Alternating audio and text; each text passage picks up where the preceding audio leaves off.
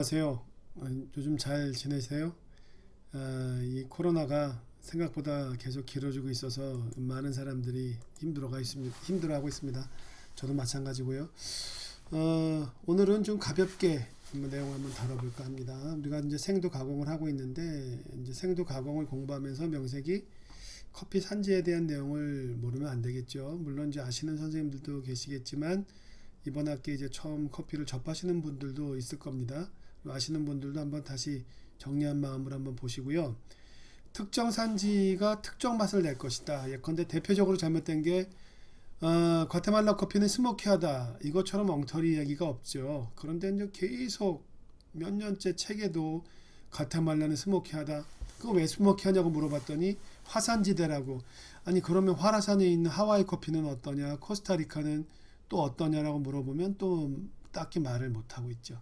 이 잘못된 인식입니다. 요즘에는 이제 어떻게 얘기하는 게 맞냐면 모든 맛이 다 나온다. 그리고 최근에 스페셜티 커피들은 콜롬비아에서 가장 대우받는 스페셜티 커피는 가장 콜롬비아 같은 맛이 나오지 않는 이제 이런 방식으로 바뀌고 있죠. 물론 그것이 바람직한 건지 아닌지는 좀 더 지나봐야 되겠고 산지 맛이 아닌 것들을 추구하는 것은 마치 패션을 유형처럼 유행하는 것이 아닌가라는 생각도 해봅니다. 점차 에너로빅 박테리아 아니 에너로빅 퍼멘테이션 커피에 대한 관심이 좀 떨어지고 있다는 얘기도 좀 나오고 있고요. 자, 우리 커피 산지는 아시다시피 그 남북이 24도 범위 혹은 또 25도라고 넓게 얘기하는데 이제 지축이 23.5도 기울어져 있어가지고 태양이 일로만 지나죠. 그래서 이 태양이 지나는 지역인 요 범위 내를 우리가 열대 아열대 지역, 겨울이 없는 곳이라고 얘기를 합니다. 커피는 겨울이 없는 곳에서 자란다는 말씀드리고 그다음에 20몇 군데의 산지를 제가 설명하고 있어서 여기를 자세히 말씀드리지 않겠습니다. 이거를 보여드리는 것은 하여튼 특정 커피는 특정 맛이 난다라는 생각에서부터 벗어나자라는 얘기죠. 브라질 커피 같은 경우에 뭐 대체적으로 18세기 초에 예수회가 로마 카톨릭 자체 내에서 반성이 있잖아요. 종교 개혁에 따른. 그래서 예수회는 스스로 고난을 지고 남미로 갑니다. 그래서 거기에 나오는 영화들 뭐 미션이라든가 이런 것이 바로 이 시기에 이제 영화인데 그 예수의 사람들이 커피를 가지고 갑니다. 커피가 이제 큰 부를 줄 거라는 생각을 다 하고 있었고 따라서 남미에서 커피를 재배케 함으로 해서 현재 있는 어려운 사람들을 자활케 하겠다라는 그런 심정을 가지고 가져갔었다는 얘기가 있죠. 브라질 같은 경우에는 이 지도를 좀 넓게 한번 보실까요? 브라질 전체가 여기 있는데 이쪽으로 가면 지대가 좀 낮습니다. 브라질 같은 경우에는 이렇게 남동쪽으로 갈수록 이 지대가 올라가고 이게 높아봤자 한 1200m 거든요. 나머지 커피가 기계로 막 수확하는 곳은 이 엄청난 평지 땅덩어리가 있는 곳이기도 하고요.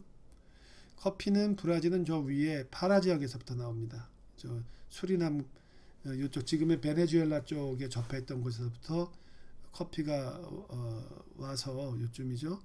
여기에서 커피가 재배되다가 아라비카 고급 커피들은 산지가 높은 곳 그래서 이쪽 상파울로 미나스제라이스 쪽으로 갔죠. 지대가 높은 곳입니다. 그리고 대체로 브라질의 커피의 역사를 이제 나중에 맨 뒤에 커피 연대기를 보게 되겠는데 버번종이 많이 있습니다. 그리고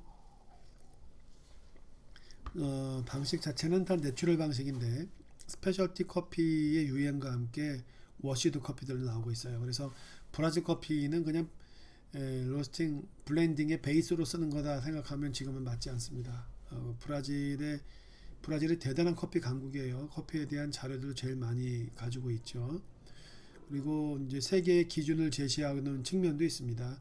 물론 이제 콜롬비아 커피가 브라질 커피에서 고급스러워서 마일드 커피라는 별칭을 얻기도 했는데 최근에는 브라질에서도 스페셜티 커피가 많이 나오니까 브라질 그러면 암기하듯이 질이 나쁜 커피, 내추럴 커피 이렇게 생각하시면 안 됩니다. 다양한 이거는 브라질뿐만이 아니라 다른 나라도 마찬가지입니다. 이제 나라마다 어떻다라고 특징 지을 수가 없을 정도가 됐습니다. 그다음 콜롬비아 커피는 뭐 우리가 스페셜티 커피를 한다 그러면 당연히 알아야 돼요. 아라비카 커피로서 꽤 오랫동안 명성을 가진 곳입니다. 콜롬비아를 보면 요 에콰도르가 있죠. 그 다음에 여기가 이제 대서양이 되겠죠. 대서양이 아니라 태평양이죠. 이쪽은 남미 쪽에 붙어 있는 곳, 그죠? 그리고 대서양은 이쪽 카리브해 쪽으로 해가지고 유럽 쪽에 붙어 있는 곳. 이 커피는 저쪽 대서양 쪽의 카리브해의 마르티니크 섬을 통해서 콜롬비아 쪽으로 전해지게 되죠. 남미 커피들은.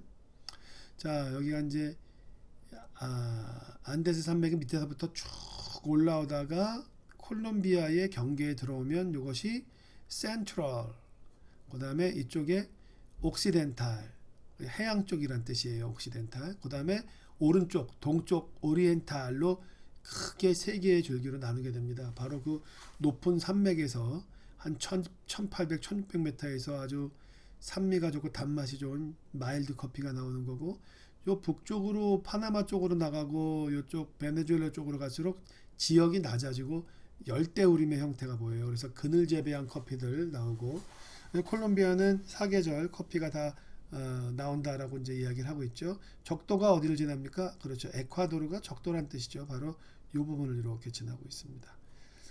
역시 예수의 수사들이 커피 종자를 가져왔다는 얘기가 나오고, 우리가 콜롬비아 커피를 얘기할 때는 FNC를 거론하지 않을 수가 없어요. FNC가 뭐냐면은 콜롬비아 커피 재배자들의 모임인데,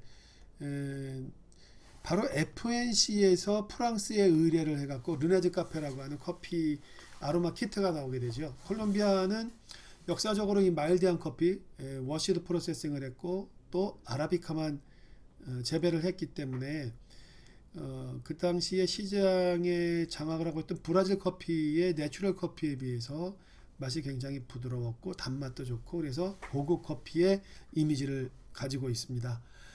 그러던 차에 20세기 말에 1900년도에 어떤 일이 벌어지냐면 콜롬비아의 그 커피 생산자 단체들이 스페셜티 커피를 좀 전문화하고픈 욕구가 생기게 되고, 따라서 재배자들은 한 잔에 담기는 커피 향미를 잘 몰랐거든요.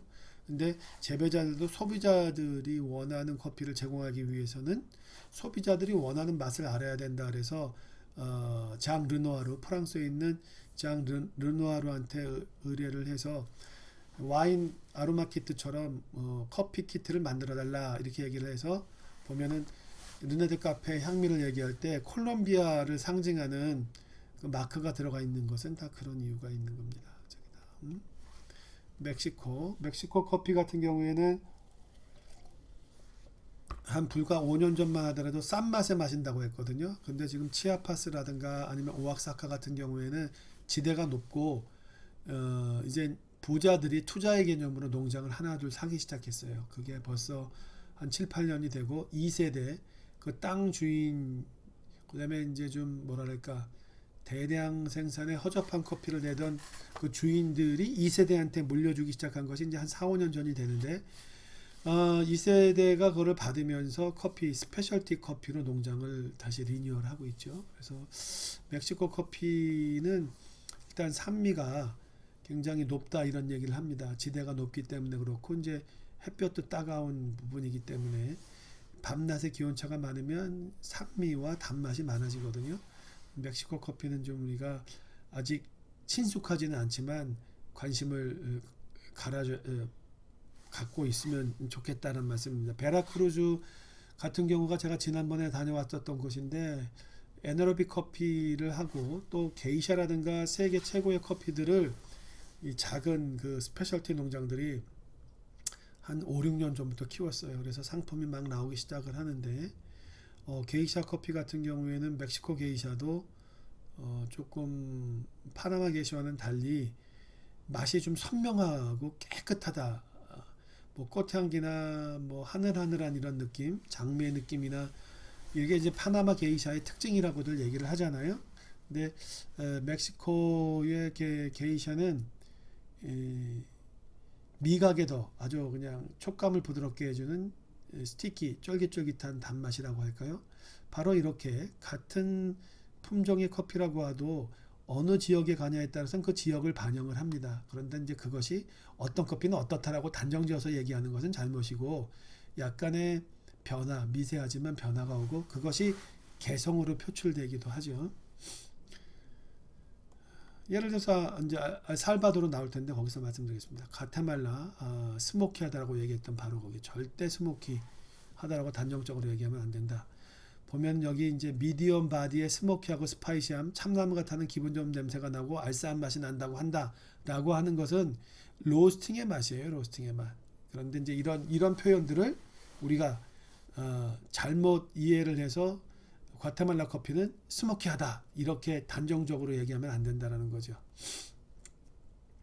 왜 이렇게 스모키하고 스파이시하다라는 이제 이야기가 나오냐면 그늘 재배 효과라고들 말을 합니다. 보면은 과테말라 커피 같은 경우에는 98%가 그늘에서 자라기 때문에 좀 스파이시한 느낌이 나고 여기서 얘기하는 스모키라고 하는 것은 페놀의 성분들이에요. 페놀이 로스팅의 맛에서는 시티 열분의 반응이 지나면서부터 페놀이 이제 나타나기 시작을 하고 바로 그 페놀이 스모키한 향의 핵심 성분이 되게 되는데 그늘 재배에서 나타나는 커피들 같은 경우에는 털페니한 느낌들이 있어요. 털페니한 거는 이제 예를 들어서 송진과 같은 거란 말이에요. 송진이라든가 아니면 식물의 정유 같은 건데 이런 것들이 로스팅을 했을 때는 이게 다 페놀 성분들이거든요. 그러니까 페놀이 주는 느낌이다라고 하는 것이 맞다. 그래서 스모키 앤 스파이스라고 얘기한 것은 털페니 페놀을 의미한다라고 보셔도 좋을 것 같습니다. 다음 이제 파나마는 게이샤가 나오는 건데 이 바로 보케테 지역에서 게이샤가 나오게 되죠. 뭐 파나마에는 게이샤만 있는 것은 아닌데 특히 파나마 게이샤가 꽃향과 과일의 느낌이 좋았다는 얘기를 합니다. 그리고 게이샤 품종이 처음에 나올 때부터 이상하다고 했죠. 왜냐하면 모양 자체가 콜롬비아에서 많이 재배했던 그 이른바 재배종 카츄라나 콜롬비아와는 모양이 달리 이렇게 길쭉길쭉 롱베리의 형태였거든요. 나중에 알고 봤더니 이것이 바로 케냐의 피를 그대로 받은 원종이라는 거죠. 카파, 진마 쪽에서 좀 가까운데 게샤라고 하는 숲이 따로 있습니다. 거기서 나오는 롱베리의 원종이었다. 처음에는 이게 원종이 아닌 줄 알았죠. 그래서 우리가 원종이라고 하면 티피카와 버번만을 얘기했었는데 얘도 원종이 되는 겁니다. 그런 얘기가 좀 나오고요. 파나마 스페셜티 커피 협회가 이제 베스트 컵을 했는데 거기에서 1등을 하면서 2000년 초에 뭐 키로당 엄청난 가격에 팔리면서 파나마 커피의 전성시대 게이샤로 인해서 그 시대를 열게 됐죠. 21세기에 들어오면서부터. 다음 코스타리카 같은 커피는 개인적으로 저는 참 이 깨끗함이 좋아서 선호하는 커피입니다. 코스타리카 커피는 자기만의 특징이 좀 있어요. 이것이 또 코스타리카 커피는 이렇다라고 단정하는 말로 들리시면 안 됩니다. 케냐의 느낌이 나오면서도 케냐처럼 산미가 선명하고 자몽과 같은 그런 트랜스페런트 맑은 물의 느낌을 주면서도 에티오피아의 산미처럼 보드라움이 있고 따스함이 있습니다. 그래서 입에 감기는 산미가 굉장히 기분을 좋게 한다라는 표현으로 하게 되는데 코스타리카 커피 아직도 코스타리카는 아라비카만 재배하는 것을 고집을 하고 있고 땅이 넓지 않으니까 또 땅 전체가 지대가 높은 데 형성되어 있으니까 로부스타를 재배하는 것은 그렇게 쉬운 일이 아닙니다.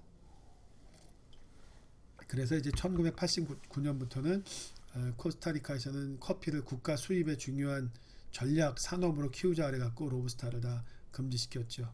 그리고 이제 풍부한 화상 토양. 그러려면 코스타리카 커피도 스모키하다라고 얘기를 나와야 될 텐데 여기서는 그런 느낌이 없고 오히려 밝은 느낌이 있죠. 대표적인 곳이 따라주 많이 선생님들께서 들어보셨을 거예요. 그다음에 엘살바도르 같은 경우 2011년에 바리스타 챔피언을 배출한 곳이죠. 여기서는 이제 파카마라 버번은 예전에 그 브라질을 통해서 남미에 퍼뜨려지죠. 레이니용 섬에서부터 그러는 가운데 버번에서 여러 가지 변종들이 나오게 되고 엘살바도르 같은 경우에는 이제 파카마라가 이 엘살바도르를 대표하는 그런 이제 품종이 되는 거죠. 파카마라를 보면은 이제 버번과 파카스가 결합을 하는 게 되는 거예요. 나온 지가 얼마 안 됐습니다. 1958년에 이렇게 버번과 파카스를 교배했다. 느낌은 허브와 과일이 꽉 찬 느낌이다. 이런 향미적인 특징들이 있죠. 근데 이렇게 말씀하면 안 되는 거예요. 엘살바도르 커피는 허브와 과일의 느낌이 꽉 차고 베리와 멜론, 감귤류가 있다. 여긴 너티가 없네. 엘살바도르 커피는 너티한 맛도 없고 얼씨한 맛도 없고 그냥 과일과 같습니다라고 얘기하면 안 되는 거예요. 어떻게 보면 이런 표현들은 다 틀리지만 그래도 특징적인 맛을 표현하기 위해서는 그래도 다른 데보다는 과일의 느낌이 좀 더 강하다. 근데 이제 이런 부분도 이제 커핑을 통해서 나오는 거지만 로스팅에 따라서 맛을 표현하는 테이스팅 쪽에 가보면 로스팅하는 거에 따라서 이 과일의 느낌을 밸런스를 줄이고 뒤쪽에 오히려 너티한 느낌을 이끌어내기도 하죠.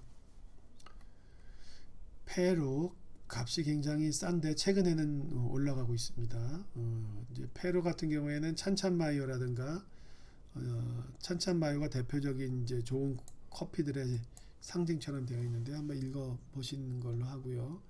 자메이카 같은 경우에는 저는 개인적으로 이제 좀 좋아하지 않습니다. 왜냐하면 물량 전체를 일본이 거의 그냥 손에 틀어지고 있거든요. 이유는 이제 1960년도에 자메이카가 이른바 국가부도 상태까지 맞게 되는데 그때 일본이 우리 이제 식민지 개척을 하고 또 1, 2차 전쟁을 벌이고 그러나 미국에 그냥 딱 들러붙어 가지고 전후의 빠른 복구를 보고 그 당시에 축적한 부를 상당 부분 미국에다가 바치긴 했지만 돈이 많았었죠. 그래서 자메이카의 국가빚을 대신 갚아주면서 여러 조건을 내세우게 되는데 그중 하나가 자메이카 커피의 생산량의 70%는 무조건 다 일본이 가져가겠다라고 했고 본인들 허락 없이 자메이카의 커피는 반출하면 안 된다라는 식의 이 독점적인 계약이 있었던 겁니다. 그래서 전 세계적인 물량을 자메이카 커피는 일본이 다 마케팅한 결과인데 이 오크통에 넣는다고 커피 맛이 더 좋겠습니까마는 여기다 들어가면서 가격이 몇 배로 뛰는 방식의 마케팅을 하게 되죠. 그래서 자메이카 커피의 블루마운틴은 함부로 불리지 않습니다. 정말 자메이카 커피 중에 최고의 커피를 얘기하고 그거보다 좀 등급이 낮은 것은 프라임 등 다른 등급으로 불리고 있습니다. 자메이카 블루마운틴도 티피카입니다.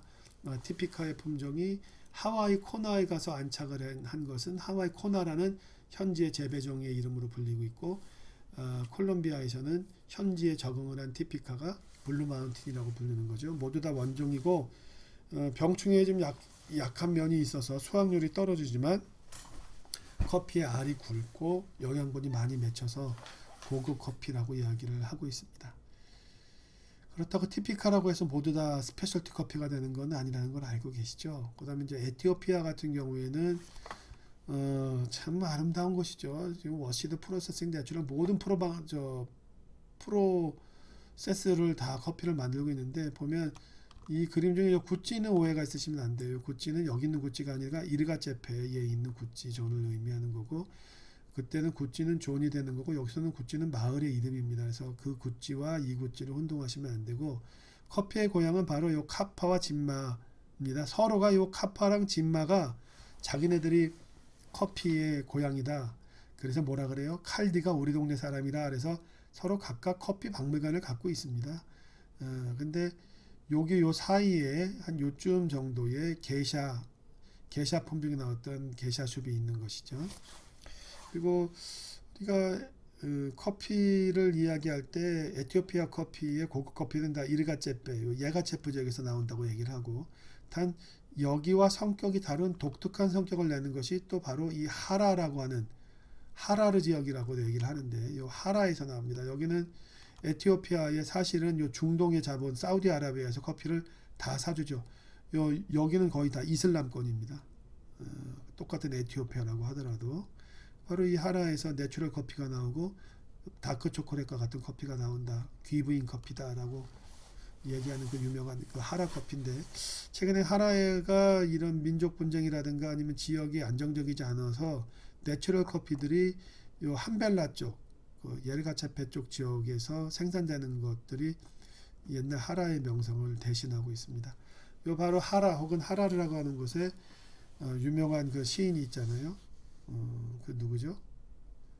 퀴즈입니다. 그 느끼한 그 뭐랄까 코미디 쇼에도 나왔던 바로 그 시인. 그 시인은 이탈리아가 에티오피아를 공격을 할 때 이탈리아 편에 서서 무기까지 제공을 하죠. 일부는 무기 장사를 했다고 하는데 그거는 좀 오해가 있는 것 같습니다. 그냥 갖다 줄 수는 없잖아요. 그러나 그때 그 시인이 무기까지 갖다 주면서 했던 것은 이탈리아의 공격이 부당했다라고 생각했기 때문이고, 따라서 에티오피아의 사람들이 바로 그 시인한테 박물관을 자기들 손으로 만들어서 그 박물관까지 만들어주죠. 누굴까요? 랭보입니다. 랭보 박물관이 하라에 가면 있습니다. 제가 사진을 잔뜩 찍어온 게 있는데 언제 기회가 되면 하라에 있는 랭보 박물관을 한번 소개시켜 드리겠습니다. 자, 이제 요 정도로 커피를 좀 알아가시면 될 것 같아요. 뭐 이거 이상은 이제 그때 나라가 이제 이런 커피의 전파의 역사가 어떻게 됐고 계략적인 특징은 이렇다. 그리고 나서 우리가 정말 커피를 생두를 받았을 때 관심을 받는 것은 마이크로 클라이met이죠. 때루와 지대가 어떻게 되냐. 그 다음에 또 가공 방식은 어떻게 됐냐. 더 중요한 건 또 뭡니까? 언제 수확한 것이냐. 그리고 혹시 너가 이렇게 그 내추럴로 말렸는데 혹시 그때 올해 농사를 져서 말릴 때는 말리는 계절에 비 피해는 없었느냐. 생각한 만큼 잘 말려지느냐. 이런 걸 다 소통을 해야 돼요. 왜냐하면 농산물이기 때문에 해마다 다릅니다. 그래서 그런 정보를 많이 알아놓고, 아니면 내가 한번 로스팅을 하고 좀 물어볼 게 있으면 또 다시 물어볼 테니 대답해 줄 수 있겠느냐. 그래서 물어보면 왠지 이렇게 무거운 느낌이 든다 그러면은 그때 우기가 있어서 마르는 시간이 길어졌다.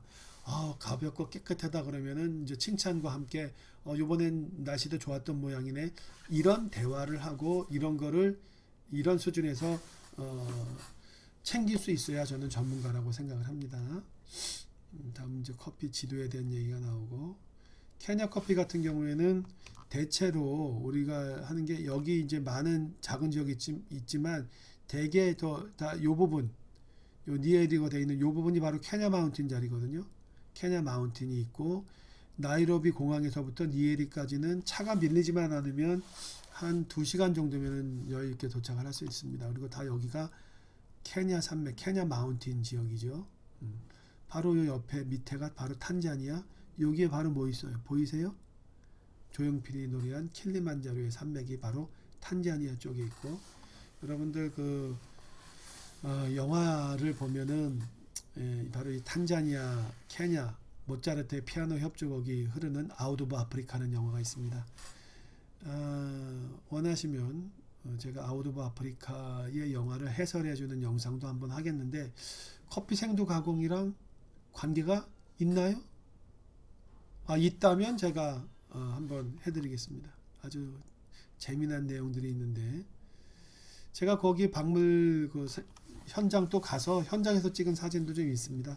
뭐 준비를 해서 이렇게 생두 가공의 가공법도 아는 것도 중요하지만 그거는 커피 하는 사람들이면 웬만큼 다 알게 되는데, 좀 더 깊게 가기 위해서는 산지에 스며 있는 많은 커피에 관한 이야기, 그리고 더 아까 말씀드린 것처럼 프로세싱의 방법까지, 그 다음에 경사도까지, 일조량까지, 또 물은 어디서 오는 것인지. 예를 들어서 에티오피아에서는 이제 어떤 데는 나일강의 시원지에서 흘러온 물을 가지고 농사를 진다라는 이런 얘기를 하거든요. 또 어떤 데서는 안데스 산맥의 정상에서 빙하가 녹은 물을 가지고 농사를 짓는다라는 얘기.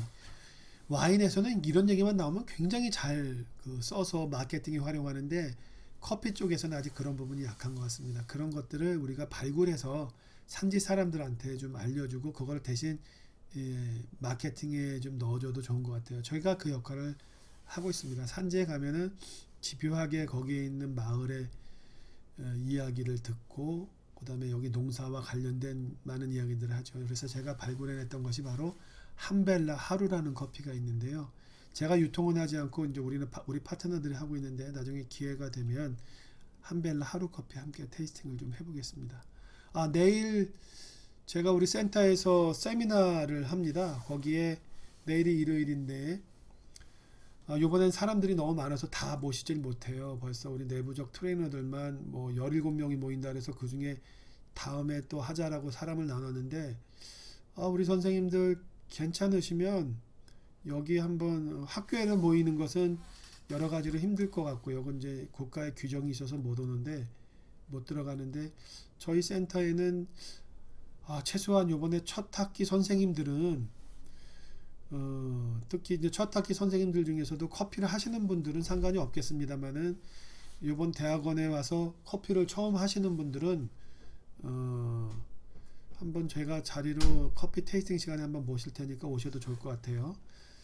자, 다음 르완다 커피, 기타 부룬디 커피, 인도네시아 커피 다 넘어가겠습니다.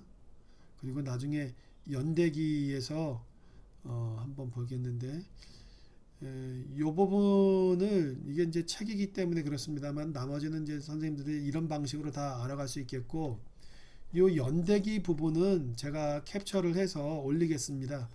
이게 품종 연대기는 지난 학기에 제가 과제물로도 내서 이거를 수행한 선생님들은 그 수행한 걸 보시고요. 제 책에 게재된 품종 연대기는 생도 가공하는 과목 하는데 좀 굉장히 요긴할 것 같아요. 어떻게 품종들이 쭉 나왔는지를 시간별로 정리한 것이 한 2페이지 분량이 되는데 이거를 제가 자료에 올리겠고 이런 지도들은 굉장히 많이 있습니다. 이런 지도들은 뭐 필요하신다면 제가 또 이것도 올려드리길 텐데 이 지도에 하나하나를 갖다가 선생님들이 다 스토리텔링으로 엮어낼 수 있어야 됩니다.